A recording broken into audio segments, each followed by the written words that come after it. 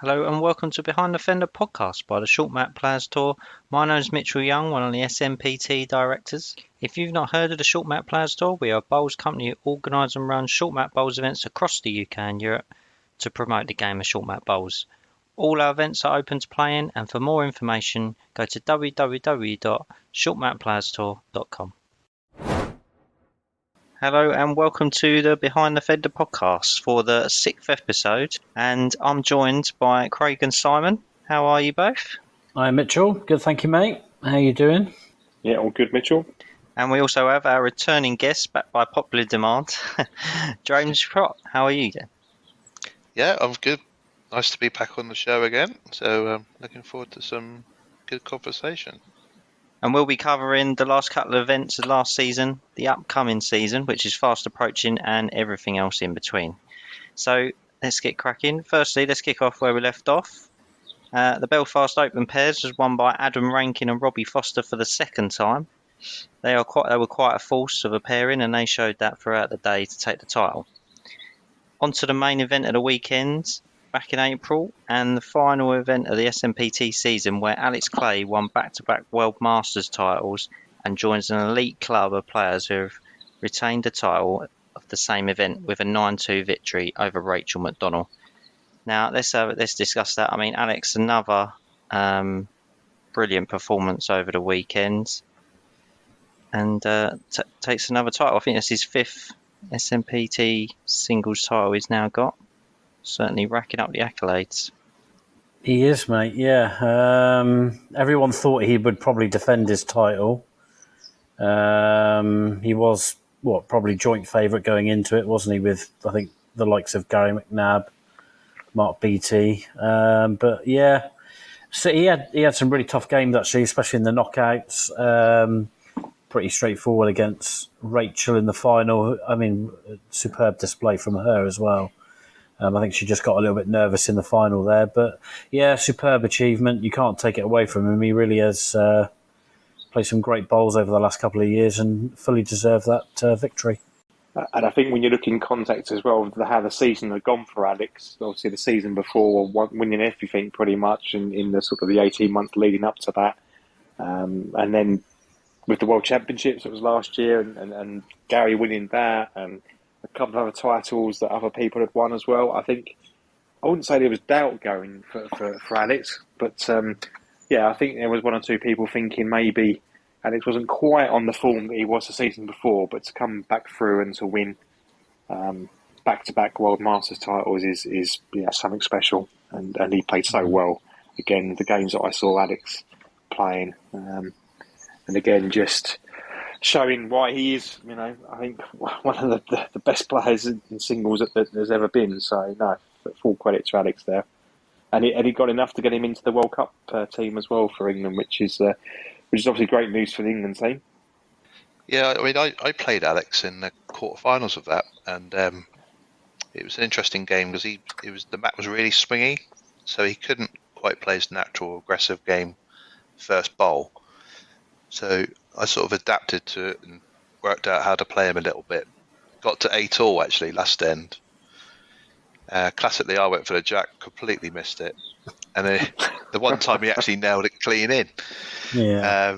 But I played Rachel McDonnell in the group as well, and I beat her on the last end, and that was a fantastic game I played there. So both of them really. I mean, there's those shorter games of 10 ends. I think make for really short, tight games, and you see some fantastic stuff really. So, and of course he beat Gary in the semi-finals, didn't he, as well?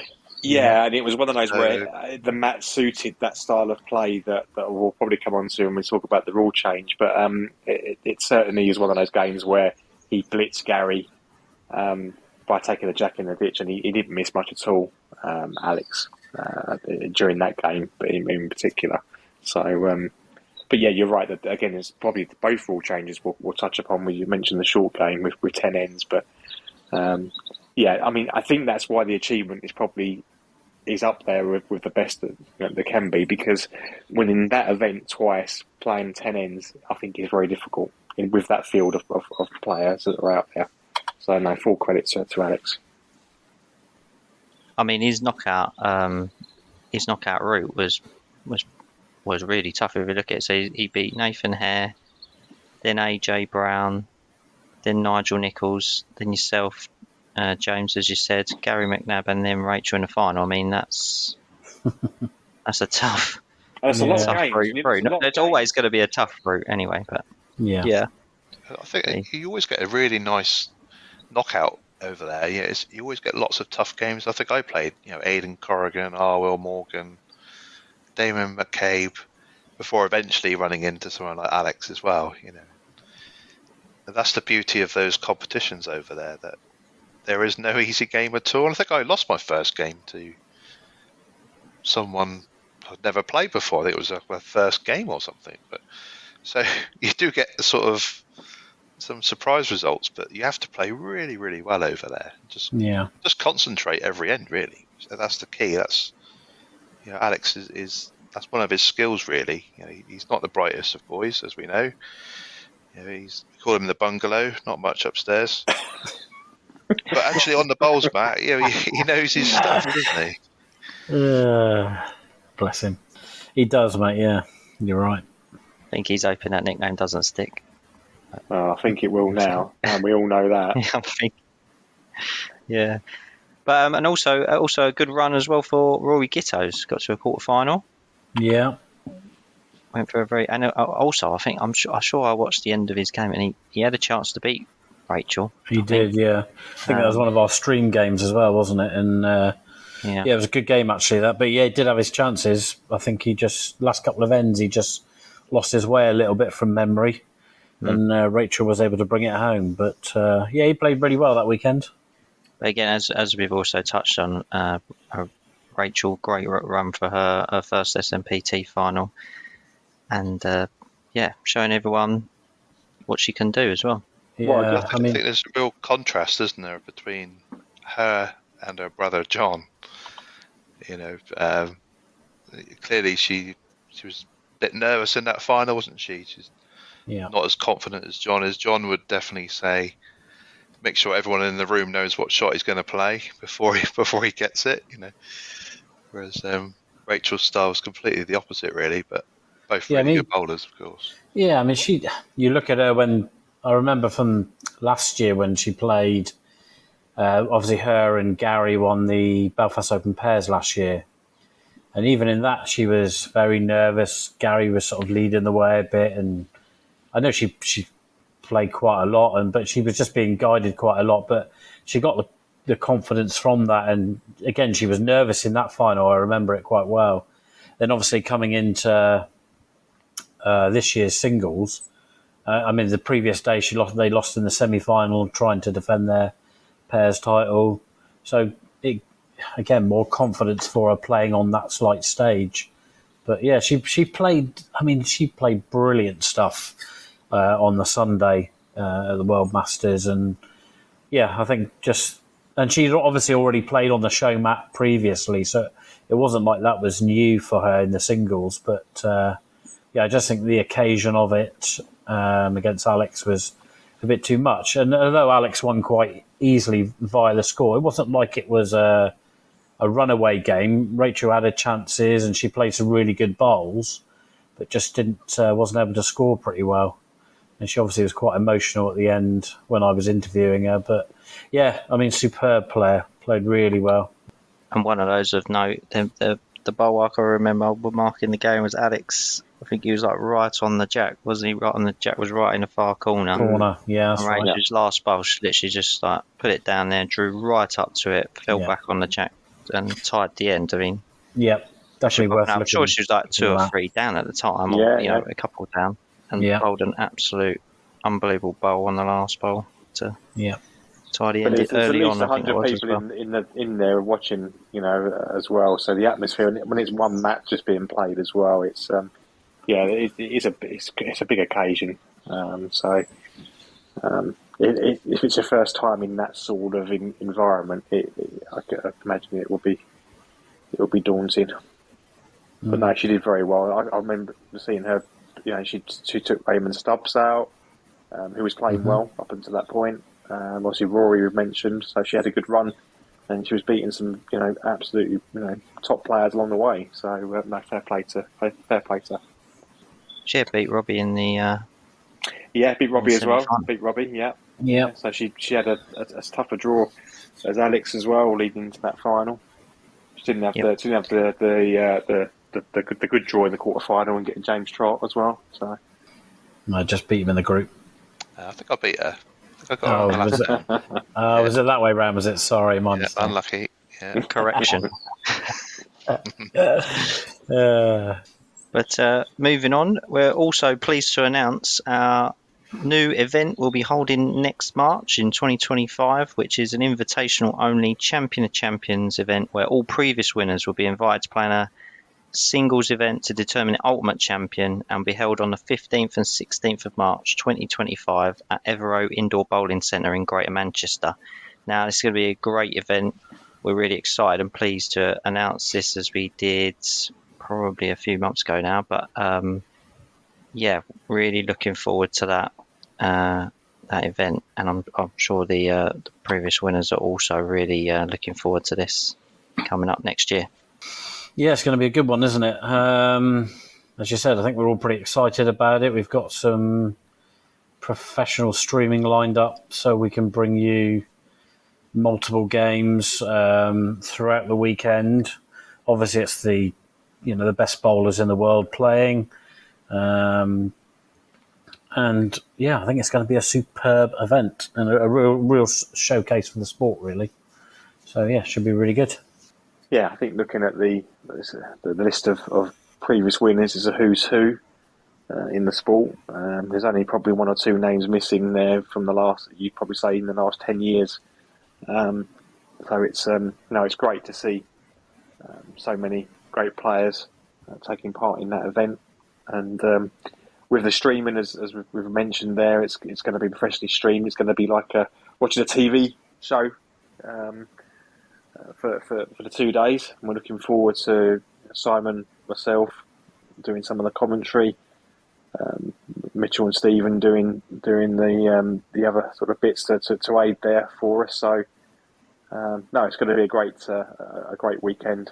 And yeah, again, I guess just a very big thank you to our main sponsor, Steve Roberts, who's made the event happen from that perspective. We're indebted to Steve on that for just the venue, but also helping with regards to the costs. It's quite an expensive event to put on, and the prize money itself is the biggest prize pot we've ever had for an event. So if anybody listening who is looking to be to sponsor, we would be much obliged to have that conversation with them, because yeah, it's not a cheap event to put on. It is a one-off that we're doing in terms of a Champion of Champions event. So and it's sort of celebrating our 10-year anniversary.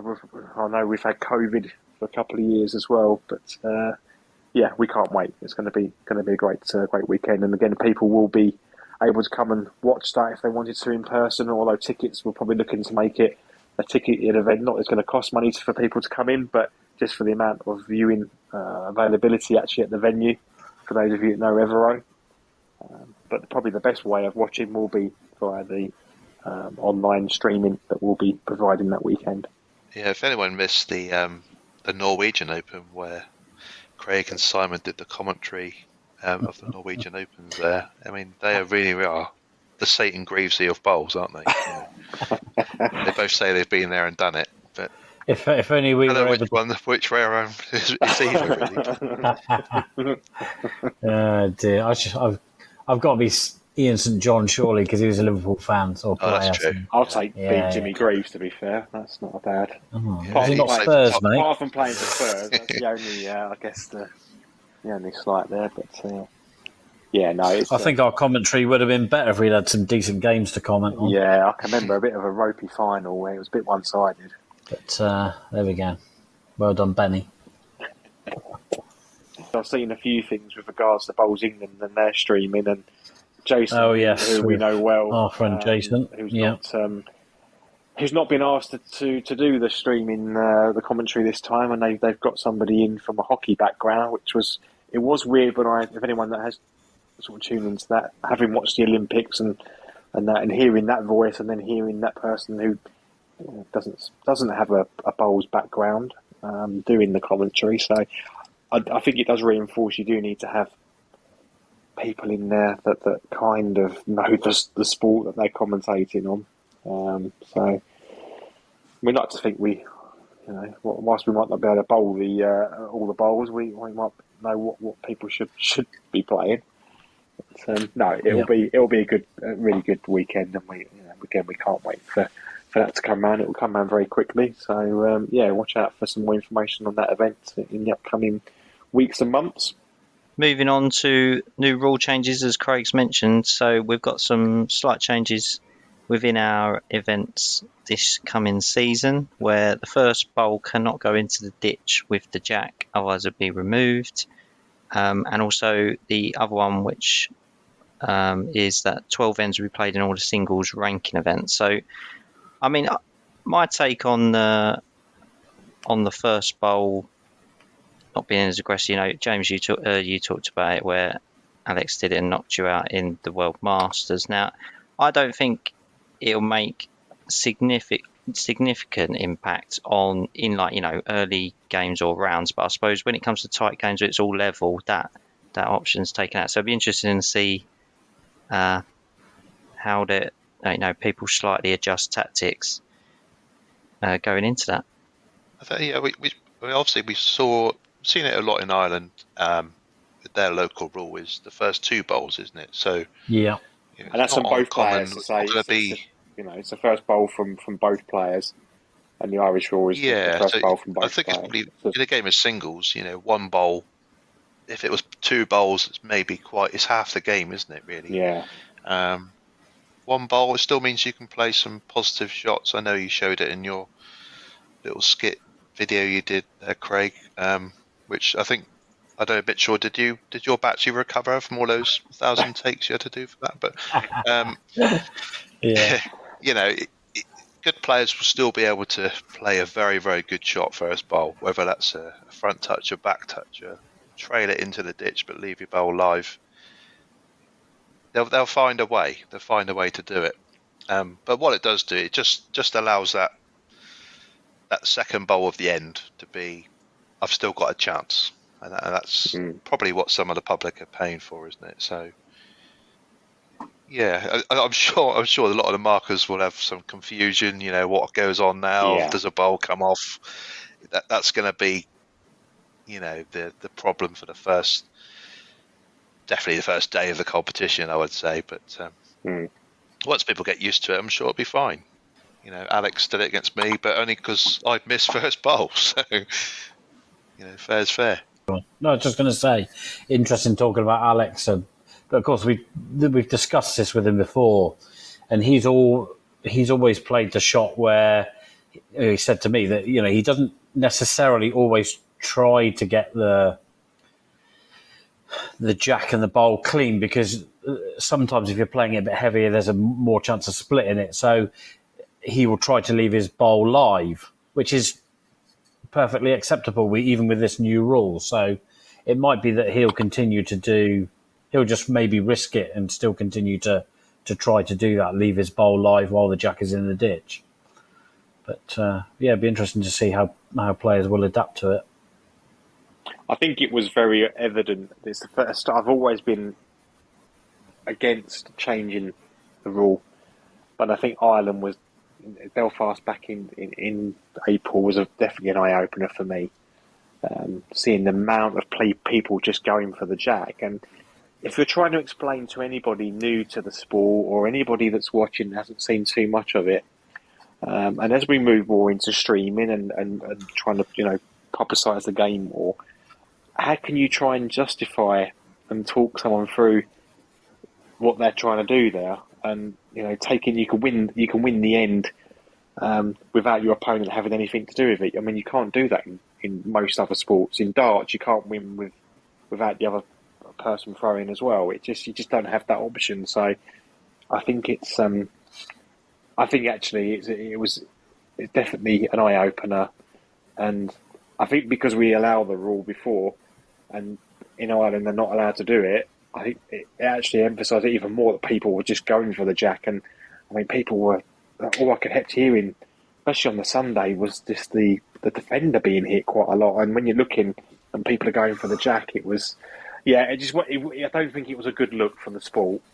And I get it from a playing perspective, but also people need to see it from trying to publicise the sport and trying to push the sport forward.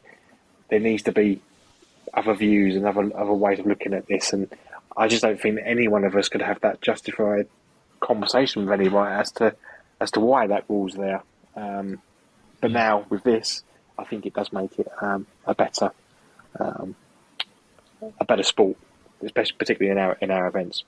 I think we need to move towards more a global rule as well. I mean, Ireland is the only country that does it. SMPT Canada now. do it, apparently. We can still play a different rule in England and the rest of the world. I know Scotland are keen on it, perhaps. Yeah, Scotland I've heard of keen, but I have heard that Canada have looked to adopt it as well. I think there'll be more and more call for it. I think some of the other national governing bodies will start getting proposals for it moving forward. So it will be interesting to see what happens.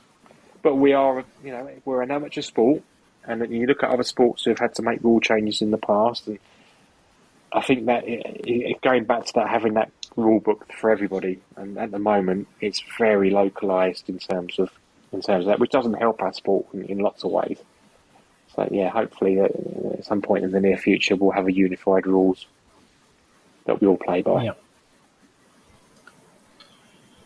And also, if you want just to get some further clarification on the new rules, you can check out on our website with the full rulings and the events for this season. And also, we've done a hopefully helpful showing off Craig's bowling skills in a video on all of our social media platforms.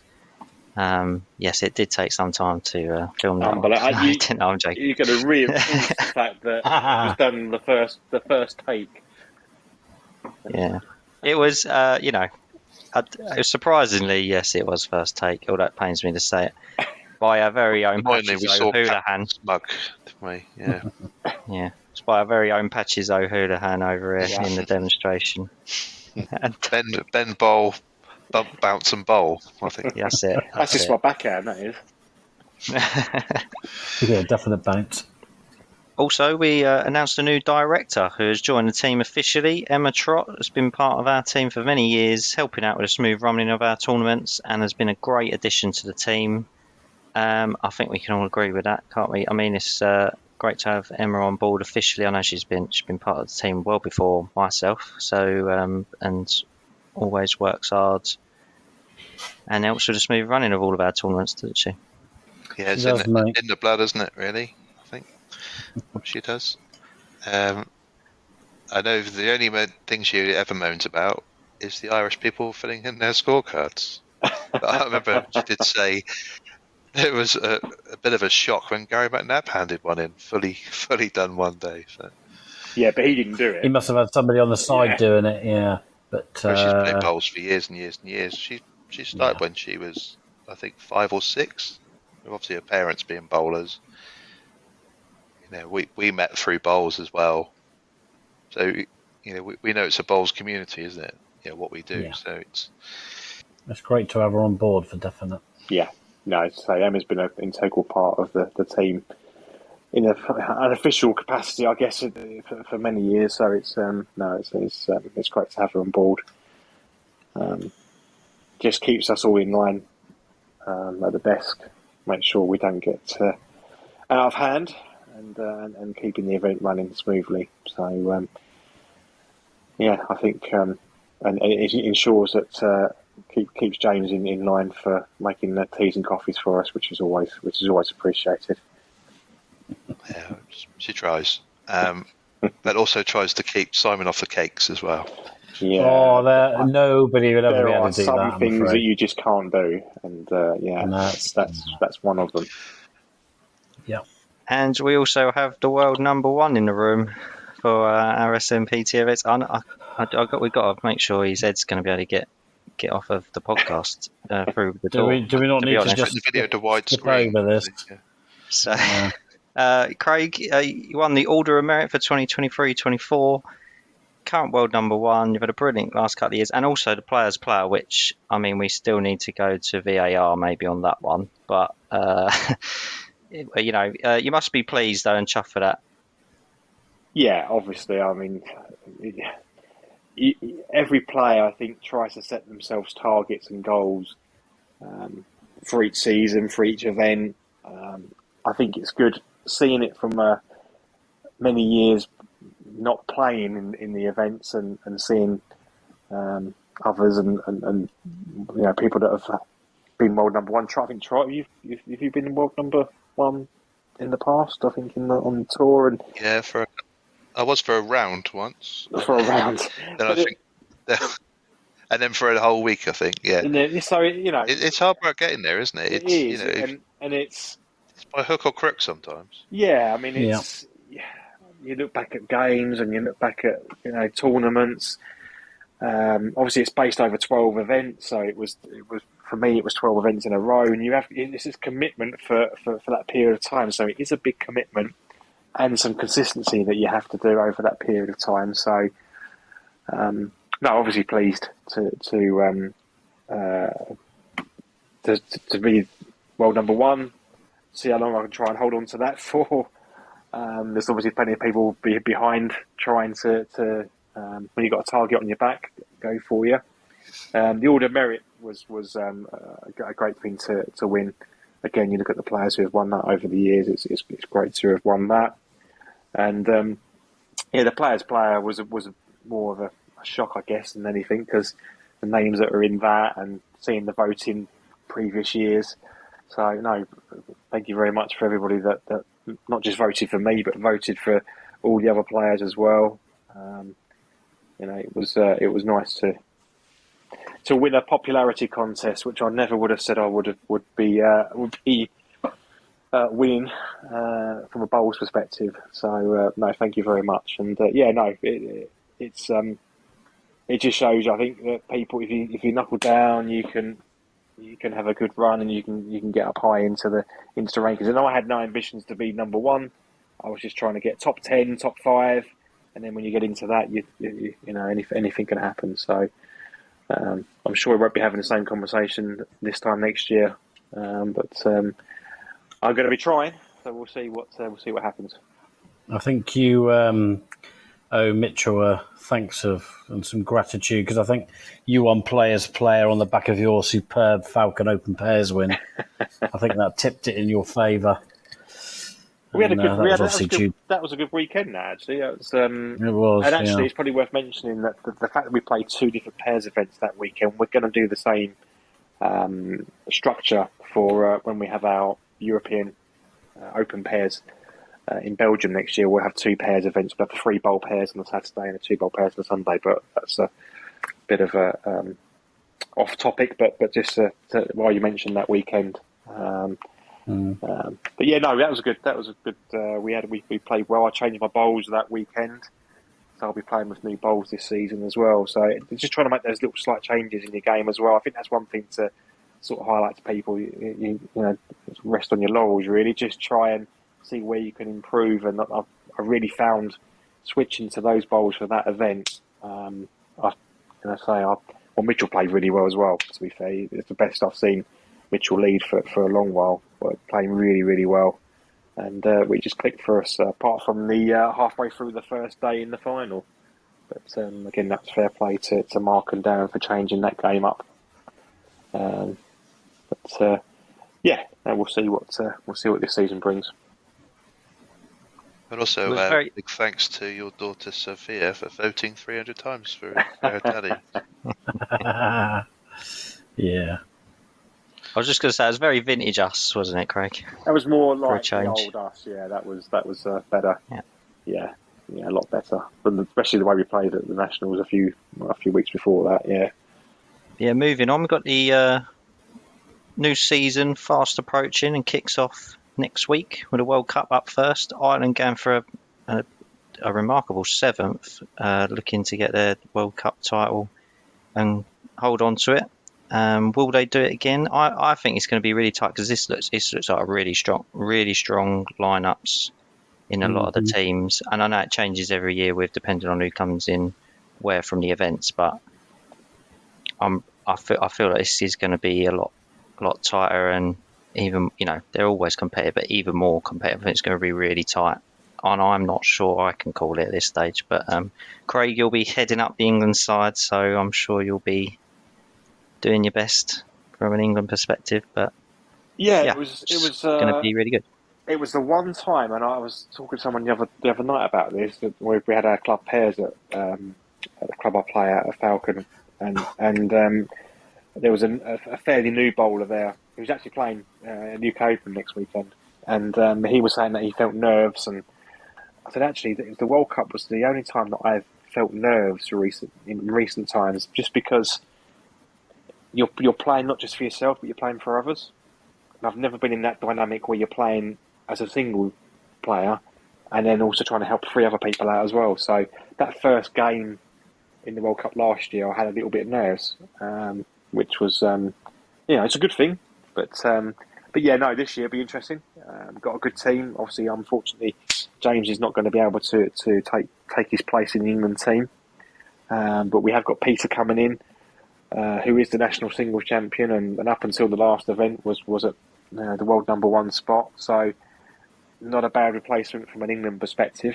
And then when you look at the draw, we've probably got not an easy group, that's for sure. I mean, we've got Sweden in the first match, and Belgium and Scotland. So no easy games, especially no easy games for the player who's ranked one in their team, because obviously you're playing against all of the other ranked number one players. So I'm looking forward to matches against Jonathan Payne, Yole, and Lawrence. So they're all three of those are going to be tough matches.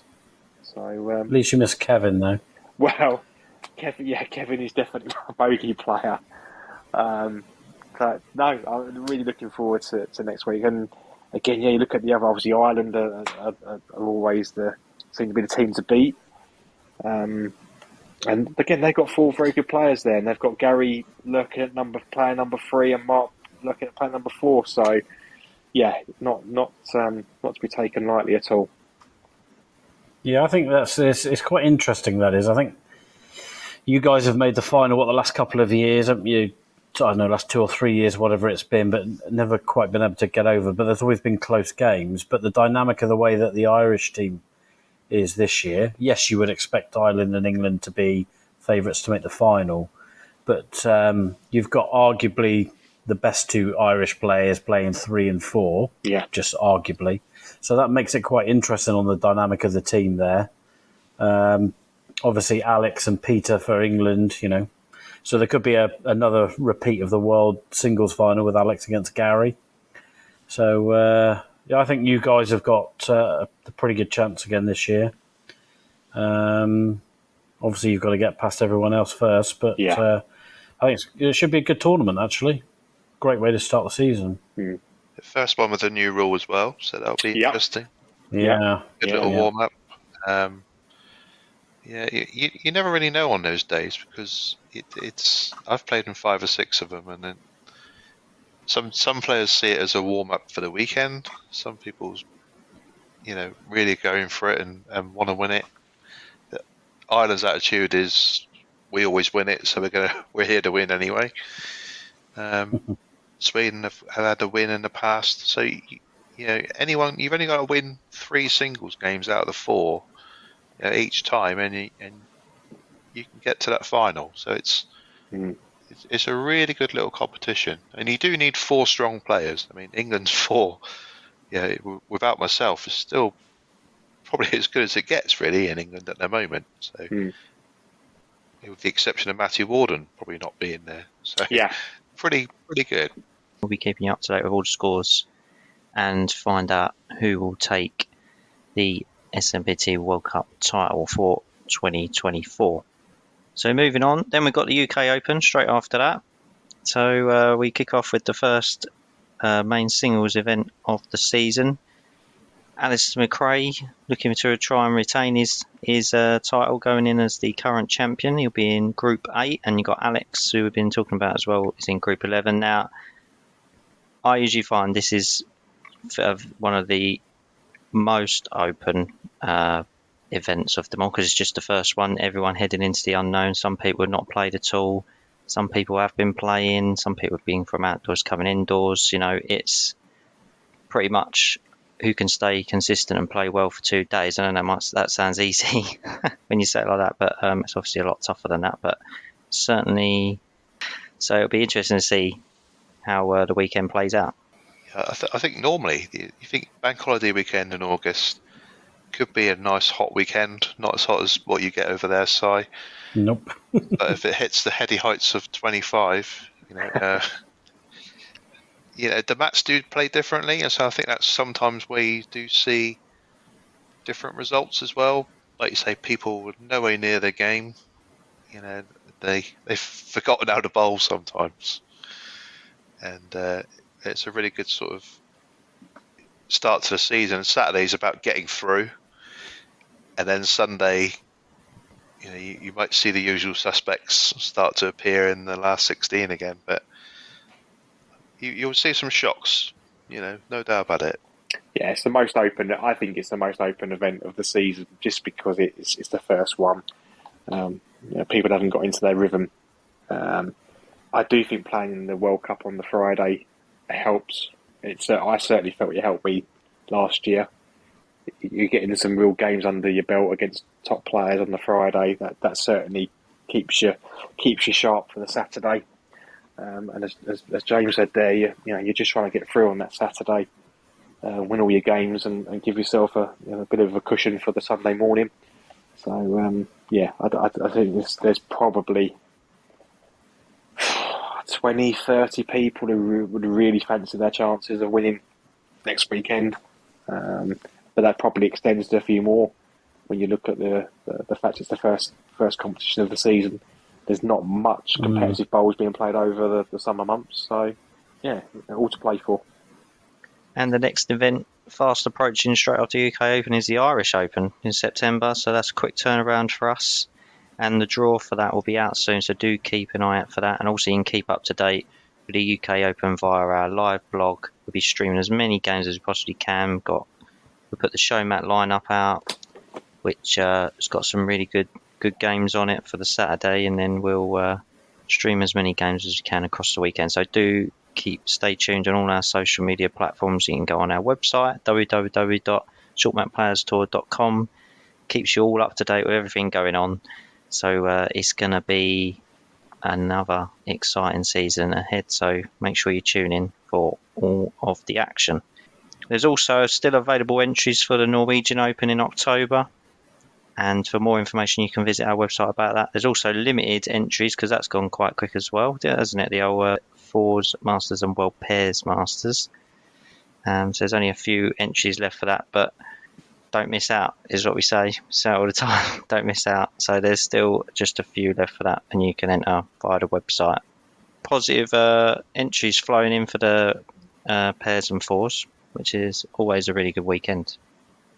Yeah, we sold out last year, which is the first time we've ever done that for both events. So hopefully same again this year. But yeah, I think we're literally down to 5 or 6 in both competitions, spots available. So as Mitchell says, if you are looking if singles is not for you, or you've not played in one of our events before, and singles you don't feel as comfortable with, give our pairs and fours a go. We did have a lot of new faces at our pairs and fours weekend last year, and it is a great weekend, and I'm sure for anyone that's looking to enter, please give it a go. If you have got any queries, just give us a shout. But yeah, it's 64 fours and 128 pairs. It's a great weekend. Yeah, it should be good that weekend, I think. We've got a few players coming over from Cyprus, new players this year, so they're really, really looking forward to it. I got a short straw. I think I'm playing with Craig all weekend. So, no. Is That's there right. a masseuse on site to look after back injuries? Or... Yeah, and the bar will be open, and there is a plate competition, so you'll be set, mate. I'll give you my acupunctur's number. Playing with Craig. I'm therapist. No, yeah, and also you talk about new players. I mean, the amount of new players we still get in all of our events. Over the last season, there was lots in every event. So It's great to see new players giving our tournaments a go, loving them as well, giving us great feedback. So, and we continue to do that. So it's, we continue to do as much work as we can to spread the word around, to get everyone to give it a try, and everyone seems to enjoy it, whatever their results, which is great to see as well. And if you want to enter one of our events and they are full, then you can be added to our reserve list for any of our events. So we've got the Irish Open, British Open, and English Masters. So if you do, then just contact us via any social media platform, or you can email us, which is info@shortmapplayerstour.com, and we will add you to that reserve list. Simon, we're going to have to see if we can survive without you next week. Yeah, I'm again, obviously, second or third year in a row. Bit gutted of not being able to come and play. Obviously, I would have been in the rest of the world team for the World Cup again this year, but work, unfortunately, for us is so busy this time of year. It's our 2 busiest weeks of the year, so I can't get across, unfortunately, but we'll be coming over for Belfast in September, so looking forward to that. I'm not down to play. I think I might be on the reserve list, but yeah, I'll definitely be there anyway, so looking forward to that. And also, what's your guys' sort of aims or goals setting, as you said a little bit about, Craig, going into this season? Yeah. You're gonna have the target on your back, Craig, but got it first. You, Simon, first. What are you looking at? Yeah, I mean, it's again for me, because obviously I miss the UK Open. I'm just happy playing in a few events, to be honest, mate. I'm not playing that much here at the moment, obviously with work being so busy. So we've got our national championships. I mean, ours at pretty much beginning of season, so we have ours in October. So I just, it's been good the last couple of years, been back playing. Yeah, I mean, I've always have been, always will be competitive. So I'm just enjoying playing if I can. So I might be playing in 3, maybe 4 events this year in the singles, pairs and fours, obviously as well. But I'm helping out some club mates with that, as I did last year. So just trying to enjoy playing a bit of competition. Don't really have my sight set very high. I've been lucky and had some good results against good players the last couple of years. If I can do the same again, I'll be happy, mate. But yeah, just enjoying the events and playing, and it's so good that we're able to now play in the events as well as run them. Having Emma and good team around us and all the work we've done to make the events run so smoothly, we can do that. So if I can get to a quarter-final of a singles event, I think that would be a good result for me this season. And you, Craig, is it trying to run away from all the people trying to want you down for world number one? I mean, trying to hold on to that, but the way to do that is obviously winning and going far in events. I would like to obviously win one. For me, Norway is the one that, because it's a hard floor. I used to play. I felt my best bowls on a hard floor back in the day, so that's definitely one that I would target to say that I would like to think that I would be in with a good chance of doing well when we go to Sheehan. We'll see what that brings. But I just trying to win an event would be fantastic, and then that should hopefully help keep my ranking fairly high. So we'll just see how it goes. I mean, it's all down to the how you play on the weekend. There's so many good players. You just don't know. I just trying to go far in as many events as I can, and if I could sneak a win in one of them, that'll be fantastic. And James, for you? Yeah, so last year I played 5 out of 6. I think I got to 3 quarterfinals. I managed to sneak in a World Cup team before pulling out. I'm obviously missing this weekend, so I missed Norway last year, so it'd be quite nice to go back to Norway again. I think that's a really great event, as Craig said. Completely different surface, different culture, isn't it? And I think generally, I don't set any targets. You just go out and just see how you go, really. You either play well or you don't. and you win or you lose. It doesn't really matter. It's not life or death. It's about enjoying yourself and having fun, isn't it? And seeing everybody around the bowls community. So, that's what I want to do this year. Just go out and have a bit of fun. And beat Craig a long way. Yeah, absolutely. He's in my pocket. I don't think we've never played singles. Have we tried? I don't think. I don't think Simon and I have ever played singles before. Actually, Simon's in my pocket. I'm not sure I've played Mitch or Craig. No, I don't think. Most other things. I don't think we've ever played singles. I think we said this on a previous one, did we? That I don't think any of us directors have met in a game either, have we? Not any. No. I mean, Craig and Phil played each other once. Oh, okay. Yeah. Oh, yeah. I think it might have been one. Yeah, on one occasion. And I played Stephen last season as well. Oh, you did. Yes. Yeah. Sorry, I think that was the. Yeah, we were talking about it then, weren't we? So, yeah. Stephen won. He did. Stephen did win. Yeah. But no, yeah. For me, I think it's. I just try to look at. I think I'm going to be trying to just move up that SMPT World Ranking leaderboard a little bit. If I'm breaking top 20, get latter stages. Really, I think it's becoming a bit of a mixed bag. So get more consistency.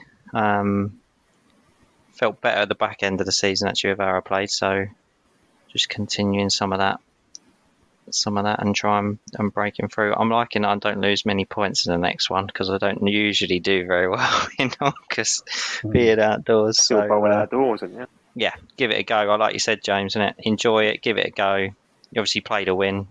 If you don't, it's not the end of the world, but you can enjoy the journey, can't you? Doing the ups and downs of bowls. Yeah, see what the season brings. So thanks a lot, guys. I think that's a wrap. I think we've covered pretty much everything from 8 ball all the way up. We've speedboated through everything. But if anyone's got anything who's listening, if you've liked it, then please do like, subscribe, and share it. Tell people about it. Get them listening to it. And if you've got anything you want us to cover, talk about, or ask us, then let us know, and we'll cover it on the next one. Thanks, guys, for taking the time to have a chat. It's been good. Thanks, Mitch. Thanks, Mitch. Yeah, cheers, Mitch. And we'll see you again on the next episode of Behind the Fender podcast by the Short Map Players Tour. And don't forget to check out our website, shortmapplayerstour.com. If you have enjoyed the podcast, then please do like, subscribe, and share so we can spread the word about the tour and short map bowls. And if you want to follow us for all the latest information, then you can find us on Facebook, Twitter at Short Map Players, Instagram Short Map Players Tour, and now on TikTok at Short Map Players Tour. If you're interested in getting a new shirt to play in our events, or a hoodie or fleece, then head over to bowlshredder.co.uk and type in SMPT into the product search to view our range for available clothing.